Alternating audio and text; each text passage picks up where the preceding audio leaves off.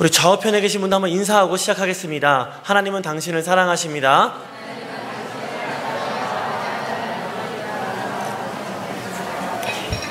감사합니다. 좀 추수감사 주일이잖아요. 그래서 준비될 것들이 또 많이 있는데 하나가 더 있어요. 그래서 영상을 하나 보도록 하겠습니다. 네, 틀어주시면, 소리를 아까보다 좀 넉넉하게 틀어주시면 감사하겠습니다.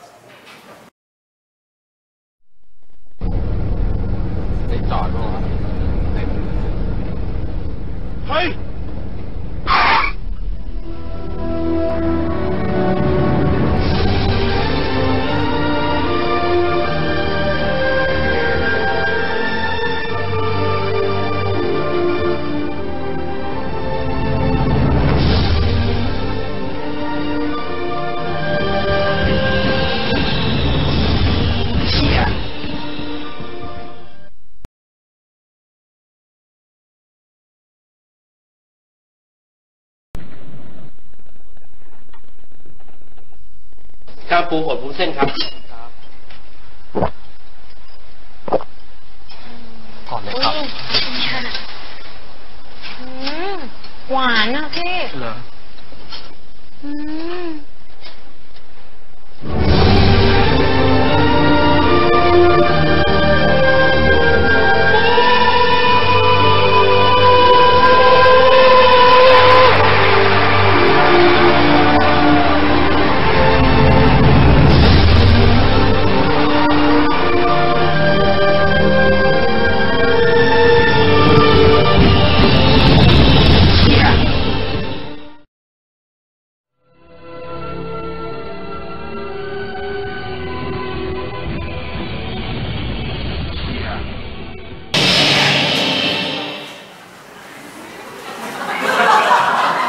네, 자랑스럽습니다.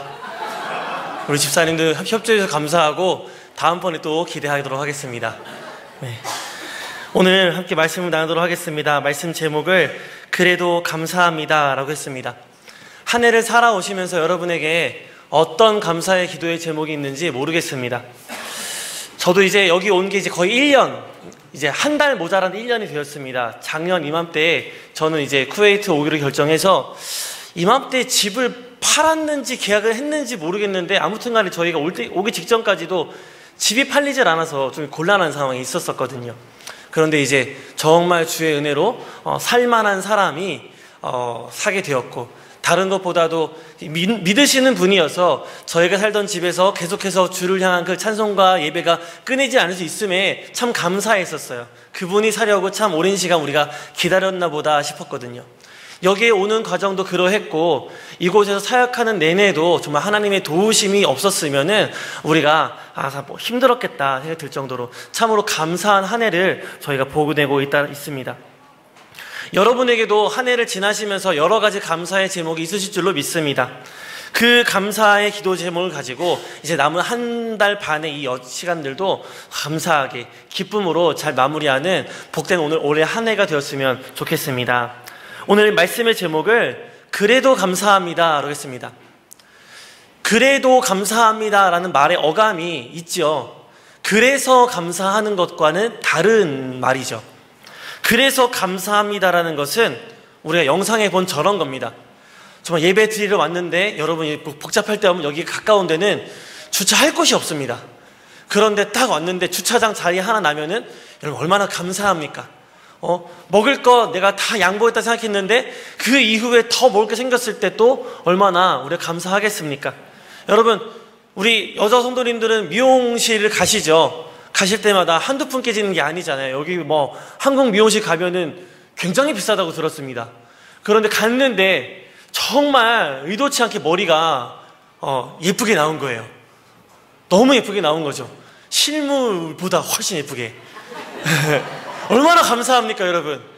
그런 거, 이게 또 여러분 회사에서 일하다가 뜻하지 않게 갑자기 보너스를 주겠다고 막, 요즘 세상에 보너스 돈 더 주겠다 그러면 좀 의심을 좀 해봐야 되긴 하지만 또 얼마나 감사합니까?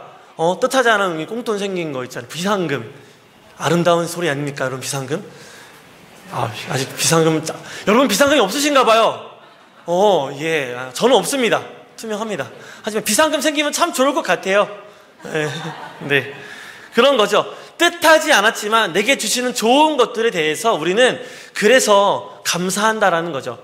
근데 오늘 우리가 감사에 대한 이야기하는 것은 그래서 감사하는 게 아니라 그래도 감사할 조건이 없어도 감사합니다라는 이야기를 나누려고 합니다.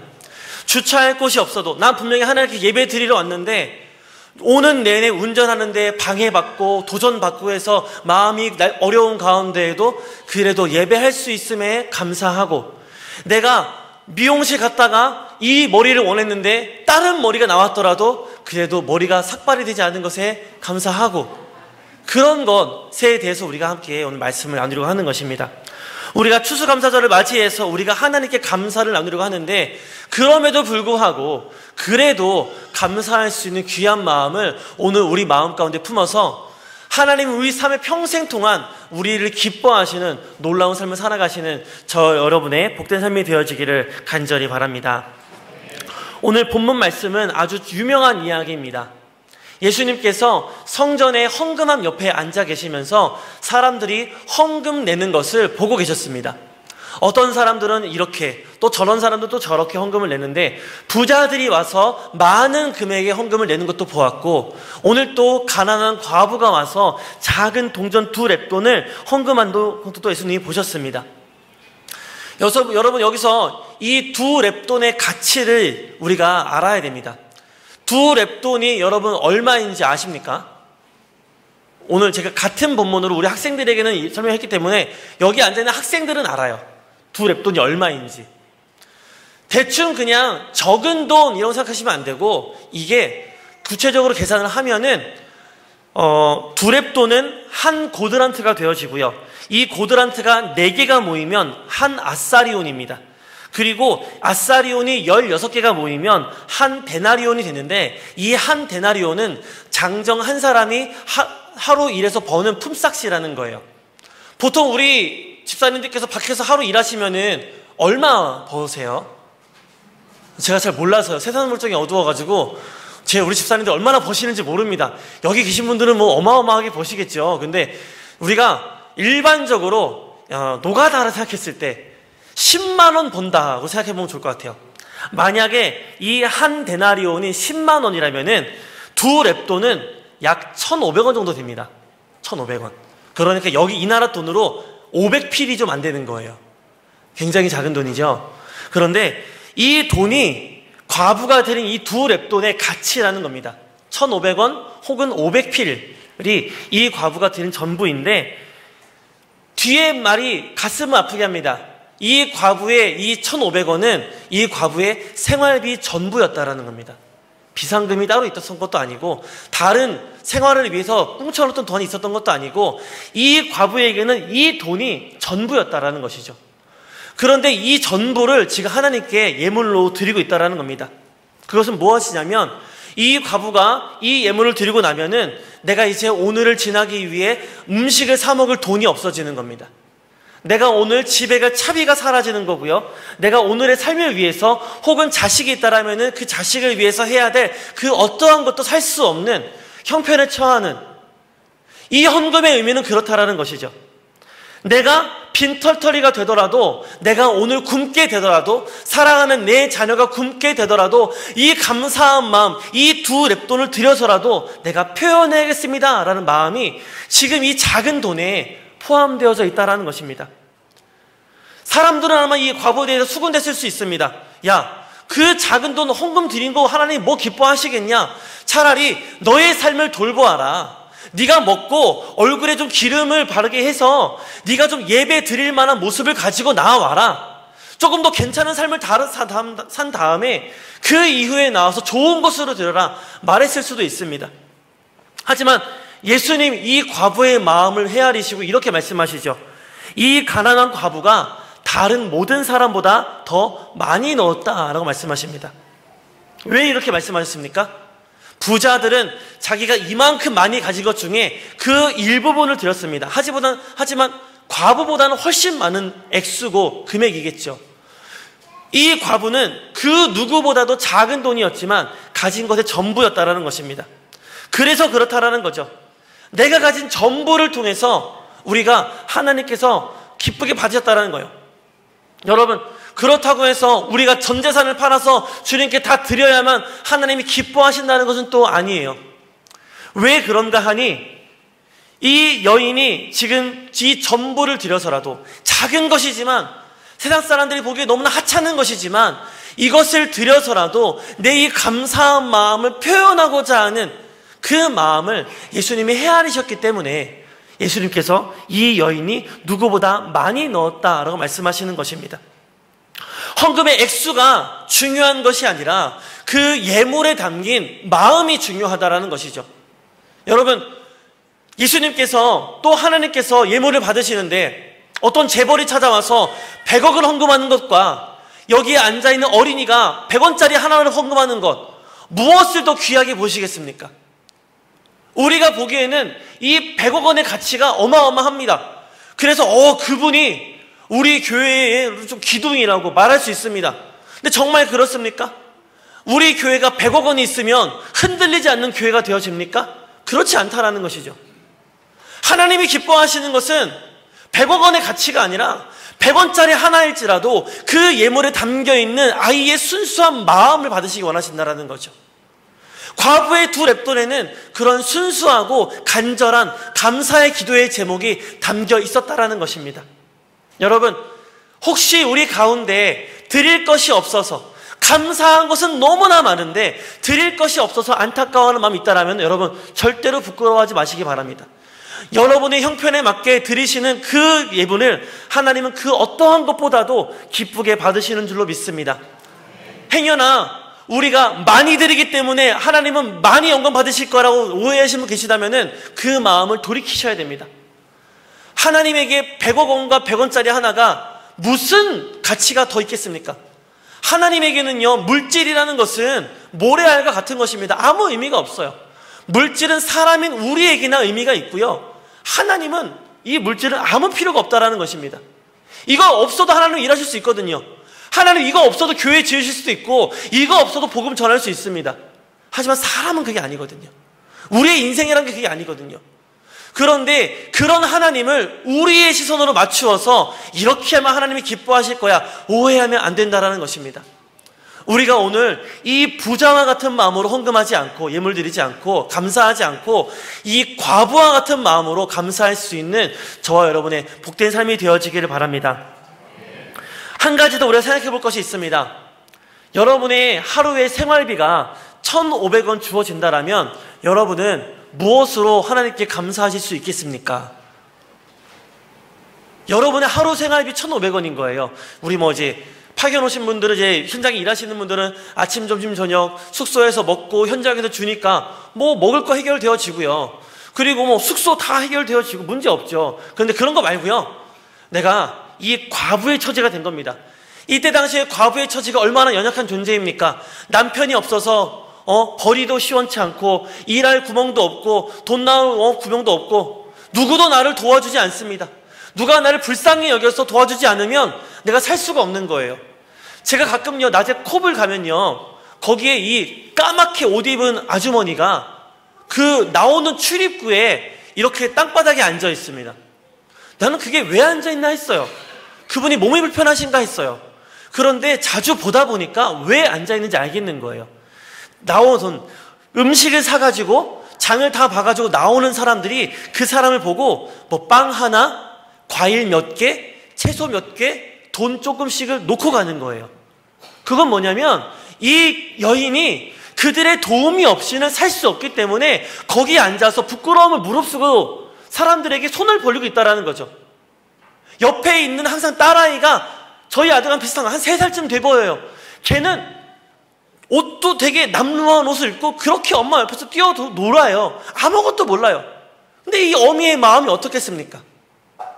딸에게 좋은 거 사주고 싶어도 사줄 수 없고 남이 주는 것 중에 내가 줘야 되는 이 마음, 이 과부의 마음이 그런 마음 아니겠습니까? 지금 여러분 그런 삶 가운데 여러분 하나님께 감사할 수 있는 조건이 얼마나 있겠습니까? 여러분이 만약에 그렇다면 그 처지라면 어떻게 생각하시겠어요? 오늘은 1,500원이 손에 있습니다.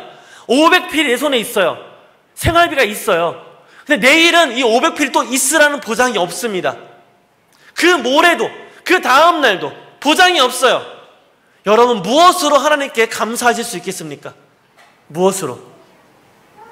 오늘 과부의 두 렙돈이 그만큼 하나님 보시기에 아름답고 가치 있는 작은 돈이었다라는 것이죠. 도무지 감사할 수 없는 인생을 살아가면서 도무지 내가 어떻게 살아야 할지도 모르는 그 상황 가운데서 나를 살리시고 나를 구원하시고 내 안에 들어오셔서 내 딸아 내가 너를 사랑한다 말씀하신 그 은혜에 감격해서 내가 견딜 수 없는 마음에 내 생활비 전체를 하나님께 드렸다라는 것이죠. 과부의 두 렙돈은 그런 의미인 것입니다. 도무지 감사할 수 없는 상황 가운데 감사했었던 과부의 믿음, 그 믿음을 보시고 하나님께서는, 예수님께서는 그 어떠한 예물보다 더 크다, 많다, 가치 있다라고 오늘 말씀하신 것입니다. 여러분, 우리의 감사가 이 과부의 감사와 같아야 할 줄로 믿습니다. 감사할 수 있기 때문에 감사하는 것이 아니라 감사할 수 없는 순간에도 나를 살리신 주 예수 그리스도의 그 보혈의 십자가의 은혜 때문에 우리가 감사합니다 라고 나아갈 수 있는 저와 여러분의 삶이 되어지기를 바랍니다. 오늘 만약에 하나님이 우리 생명을 거두어 가신다면 우리가 가진 것 중에 무엇이 여러분 감사의 제목이 되겠습니까? 단 한 개 감사할 수 있다면 여러분 무엇을 감사하시겠습니까? 여러분의 건강을 감사하시겠습니까? 잘 되어진, 잘 자란 우리 자녀를 감사하시겠습니까? 내가 일궈 놓는 우리의 사업, 수많은 재물과 명예를 감사하시겠습니까? 다 가치 없다라는 것이죠. 우리가 무슨 상황 가운데서도 아이가 잘못되어지고 사업이 잘못되어지고 내 삶이 형편없게 무너지더라도 우리가 유일하게 감사할 수 있는 단 하나의 기도 제목이 있다면 내 안에 살아서 역사하시는 예수 그리스도의 은혜가 있다는 것입니다. 여러분, 무슨 일이 있어도 그래도 감사할 수 있는 저와 여러분의 복된 삶이 되어지기를 바랍니다.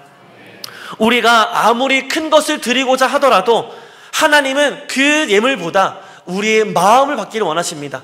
귀한 것, 좋은 것으로 드리려는 그 마음 자세는 굉장히 귀한 자세입니다. 그것도 우리에게 필요합니다. 하지만 그것으로만 하나님의 영광을 받으신다 생각하면 그건 큰 오해입니다. 크고 좋은 것, 아름다운 것 드리지 못할지라도 우리의 마음과 정성을 다 모두어서 주님께 드린다라면 아무리 작은 것일지라도 하나님은 크게 받아들이시는 줄로 믿습니다. 여러분, 하나님께 마음을 드리시기 바랍니다. 무엇보다 내 안에 살아계시는 예수님으로 인하여서 어떤 상황과 형편 가운데서도 그럼에도 불구하고 그래도 감사할 수 있는 복된 삶을 살아가시기를 바랍니다. 그럴 때 사람들은 나를 인정하지 않고 세상은 우리를 깎아내리려 하고 도무지 내가 가진 것이 아무것도 없고 내게 능력이 없어도 하나님은 그런 나의 고백을 통해서 내 인생을 기쁘게 받으시고 이 세상의 주의 도구로 사용하시는 줄로 믿습니다. 말씀을 맺겠습니다. 그럼에도 불구하고 진정으로 감사할 수 있는 그래도 감사함의 마음이 우리에게 생겨나기를 바랍니다. 하지만 우리의 힘으로는 할 수 없습니다. 제가 오늘도 예배 오는 과정 가운데 운전하는데 저는 오면서 이제 또 이런 예배 때 마귀의 공격이 또 있어서 안전하게 천천히 가야지 하면서 평소엔 쓰지 않던 크루즈 기능을 켰습니다. 그리고 120짜리 도로에서 100km에 딱 맞추고 갔어요. 천천히 가려고. 어떤 도전도 내가 다 받아들이겠다 하고. 그런데 그럼에도 불구하고 몰상식한 어떤 운전자가 끼어들면서 부딪히자고 오는 거예요. 깜짝 놀랐습니다. 그 순간 이렇게 공격이 들어오는구나 하고서 저는 차선을 변경하고 또 옆에서 사모가 한마디 오늘 주일이에요 하면서 정신 바짝 차렸죠. 그리고서는 또 이게 평안할 수 있었다는 것이죠. 여러분, 우리가 이렇게 감사하고자 할 때 여러분을 공격하는 마귀는 가만히 있지 않습니다. 더 힘들게 하고 더 어렵게 하고 감사하지 못하게 여러분의 삶과 마음을 흔들려 할 겁니다. 하지만 그럼에도 불구하고 변함없이 건드릴 수 없는 것은 내 안에 살아계시는 예수 그리스도의 은혜입니다. 사랑입니다. 여러분, 그것을 생각하시고 다시 꺼내서 상고하시고 그 은혜로 말미암아 감사할 수 있는 오늘 하루, 여러분의 올 한 해 예수님 부르시는 그날까지 살아가시는 여러분의 귀한 삶이 되어지기를 바랍니다. 이 믿음으로 하나님 부르시는 그날까지 승리하며 살아가시는 저와 여러분 삶이 되어지기를 간절히 바랍니다.